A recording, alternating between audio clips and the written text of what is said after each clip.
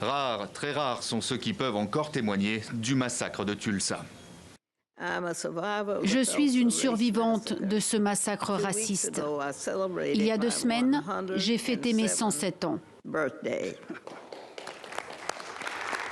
Le 31 mai 1921, Viola Fletcher avait donc 7 ans et le temps n'y a rien fait, ses souvenirs restent intacts.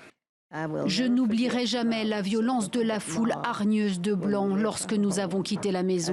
Je vois encore des hommes noirs se faire tirer dessus et les corps noirs gisant au sol dans la rue.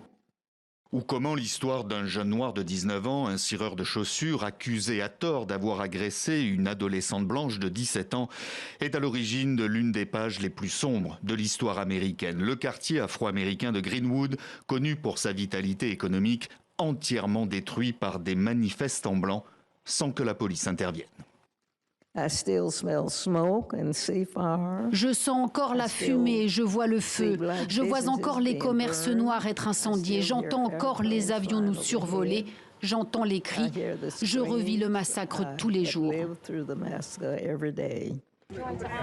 Et depuis, Viola Fletcher est de toutes les commémorations pour ne pas oublier les plus de 300 morts et 10 000 sans-abri que l'histoire a ignorés pendant des décennies. À l'école, on apprenait timidement aux enfants le destin d'une ville en proie à des émeutes raciales jusqu'à la fin des années 90 où le mot massacre est enfin utilisé, sujet tabou, où 100 ans plus tard, Bobby Eaton se souvient encore des discussions qu'il pouvait surprendre quand il était enfant dans le salon de barbier de son père.